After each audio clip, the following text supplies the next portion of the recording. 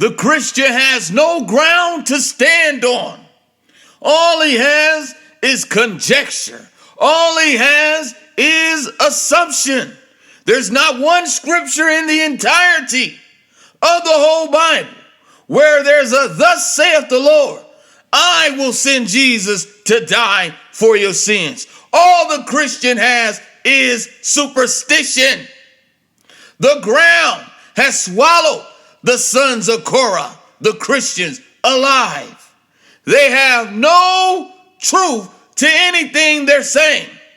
The most evidence the Christian has of Jesus being crucified is in the same book when the prophet was instructed to go and misguide the people, go and mislead the people, go and make their ears heavy and their hearts fat. You know I'm telling the truth.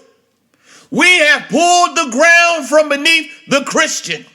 He has nothing to stand on.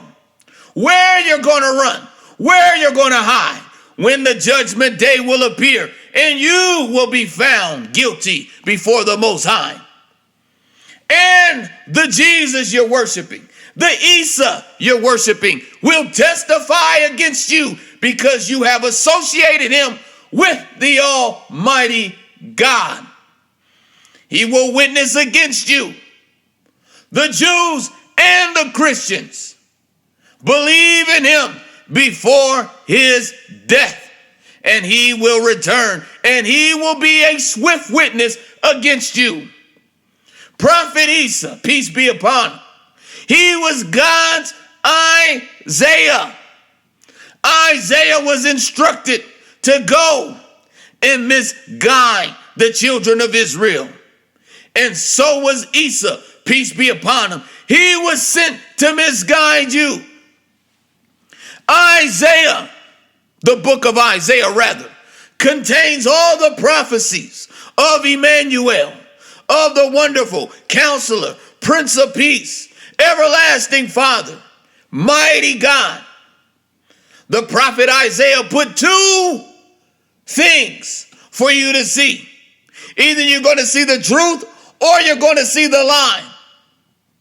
He was the monotheistic prophet and said that God was God and that there's no gods beside him. No, I know not other. He tells you that he will not give his glory unto another. The prophet Isaiah presented two things for the Christian to see. And the Christian has chose the deception. They believe in a baby born in a manger. That's God. They believe in Jesus being crucified. Although God never said it in the entire Bible, all he has is assumption. And the prophet Muhammad, peace be upon him, whom they hate, was right, because he told us neither did they kill him or crucify him. It was made to appear to them so. That's all they had. Their strongest scripture is Isaiah 53. And when they try to interpret Genesis 3:15, they can't even explain it. That was passed down from yesteryears. That was the old scribe, the old scholar interpretation of Jesus dying for sins, which is a complete lie. They have nothing. As I've told you, the ground has swallowed up the Christian. And there's not one scripture in the entirety of the Bible where God says Jesus is going to die for your sins. Although their apostle has said it in every chapter, he is firm. He made it plain that Christ died for your sins. According to what scriptures? According to what scripture? Isaiah 53. Allah has deceived you and has caused you to go astray. In your Bible, he's a deceiver. He put a lying spirit in the mouth of Ahab's prophets. He said, If you will be forward to him, he will be forward to you. He said if you walk contrary to him, he will walk contrary unto you. After he has rejoiced to make you his people, he will rejoice to destroy you. That's the God we serve. Al-Hadi, the guider. Oh, he's the guide. He will guide you if you are his. But if you are not his, he will misguide you.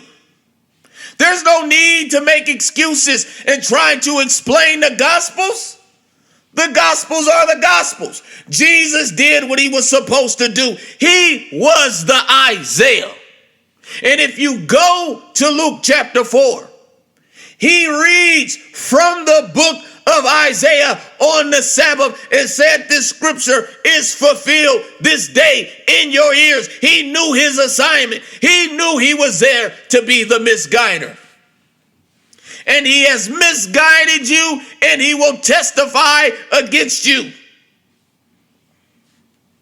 Idolatry is the worship of God's creation. And he has tricked you into believing that his creation is God. And Jesus will testify against you on that day and in that hour. Jesus was nothing more than a messenger. Isaiah was nothing more than a messenger. Muhammad, peace and blessings be upon them all, was nothing more than a messenger. That's all they were. But you have made an idol out of the prophet. And he will be a witness. He will be a swift witness against you in the coming day, in the coming hour. He presented truth. He presented falsehood. The Bible is that two-edged sword. He said his Father is greater than him. Oh, yes, he did. He said none was good but the Father. But you went for the deception because you are one whom Allah wants to misguide. He has misguided you. Oh, go ahead and deal with reality. These Israelite camps are in the same boat. They are just like the Christian. They have the same core values as the Christians. I wonder what they're going to say. I wonder what they're going to say when the truth of Isaiah is out. Isaiah chapter 6, verse 10 tells you he was sent to misguide the people. He was to keep them from believing in the truth. His purpose was to stop them from being converted. And he put those poetic scriptures out of Emmanuel, a virgin giving birth, being called everlasting Father, mighty God, when your Bible tells you that God is the mighty God of Jacob. Oh, he wants to mislead you. He wants to mislead you and misguide you because you're not his. You're not his. God loves to do war without bloodshed. Jesus asked his disciples in the Quran, who will stand with me for Allah? And they said, we will stand with you. And they went on with it. They went on with it. Micaiah did the same thing. When they asked Micaiah, will all be well? He said, yes, surely all will be well. You will have victory. He told Ahab what he wanted to hear. But in the latter end of the conversation, Ahab said, tell me the truth. Tell me the truth. He gave him falsehood first, and then he gave him the truth. He said, let me tell you something. Israel is going to be without a shepherd. Israel is going to be without a king. I seen all Israel scattered as sheep that have no shepherd. You want the real truth? I'm going to give you the real truth. You've been deceived. You believed in the first thing that popped up and you got the zunk. and you failed to study. The truth was right before your eyes. And now the truth is right before your eyes and you can't ignore it. You've been deceived. You've been hoodwinked. Because you are one he wants to misguide. Can't no one come to God Almighty except God draw him. God is king. Y'all run around here talking about Jesus is king. How can they both be king? How can Jesus and God both be king? What's wrong with you? What's wrong with you? God is king. God is Jesus king. He is a great king and he ought to be feared. And you are found guilty in worshiping the creation more than the creator. You are guilty of serving two masters. Yes, you is. You've been serving two masters. He tells you in Numbers chapter 23, 19, and that is written by the finger of God, given to us by the prophet Moses, who's in the beginning of the Bible, in the middle of the Bible, and in the ending of the Bible. He told you God is not a man. He told you God wasn't a man. He told you God wasn't the Son of Man. Jesus calls himself the Son of Man more than anything, more than any prophet. And he told you the truth from the beginning. But you went for the zunk. Oh, yes, you did. You went for the zunk because you are the type that worship the creation more than the creator.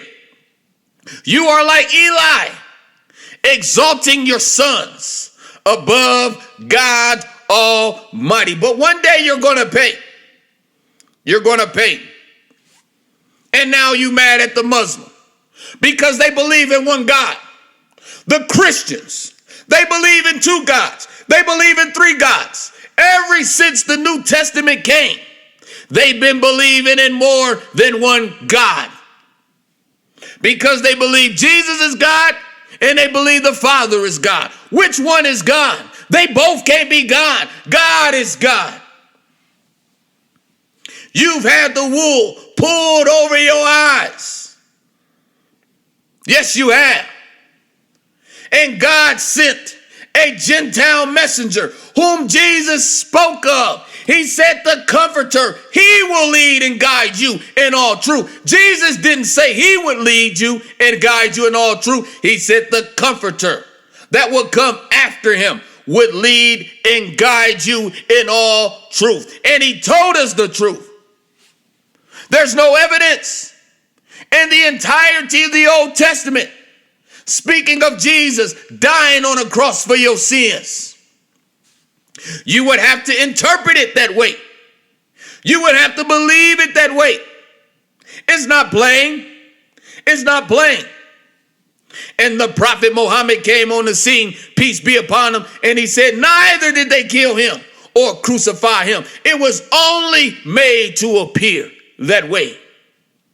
And he says, and they certainly didn't kill him. And when you go back to your Old Testament, you looking through the shadows, you looking through every scripture.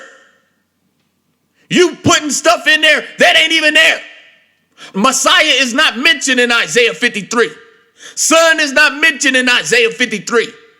Jesus is not mentioned in the entirety of the Old Testament, but you still believe it because you got that hook in your mouth.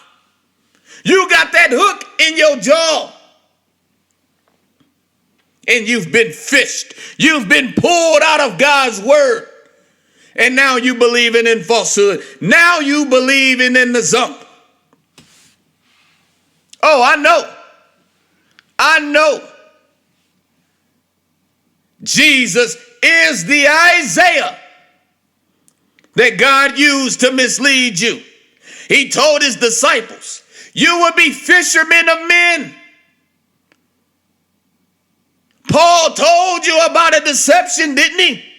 Didn't he tell you that God would bring you into strong delusion and make you believe the lie instead of the truth, and you have believed the lie? Oh, yes, you have. Show me the scripture. According to what scripture? According to what scripture verbatim that God said Jesus is going to die for your sins? You have none. What your camp leader going to do? What your pastor going to do? They have no covering for their sin. God is not into justifying the wicked. He's never been about justifying the wicked. He's never been about killing the righteous to save the wicked. He's only been about punishing the wicked and saving the righteous. You've been deceived. Allah is the best of planners, the best of schemers, and he is the best of deceivers. You've been deceived because you're not his. You're not his. Jesus was God's Isaiah. That's the word right now. That is the word. That is the word. Jesus was only sent to the lost sheep. But the prophet Muhammad was sent as a mercy to all of mankind. As much as you speak bad about him, as much as you down talk him, he is still the same messenger whom Allah has picked, handpicked, and chosen to be a mercy for all of humanity. The Christian has no ground to stand on. He has no ground to stand on. What's significant about Moses? You tell me, what is significant about Moses? Moses said nothing about Jesus dying for your sin. He spoke the opposite. He said the son shall not be punished for the father, and the father shall not be punished for the son. Every man is going to die for his own sins. Every man is going to pay. Ain't nobody paying the bill for you. Ain't nobody dying on the cross for you. You gonna have to face the Almighty God by yourself, and ain't nobody coming to hold your hand. You ain't gonna have no mediator but yourself. Your mama can't help you. Your daddy can't help you. Jesus can't help you. The only one who can help you is your good works and God's mercy. Shalom, Israel, and assalamu alaikum to my brothers and sisters in the truth.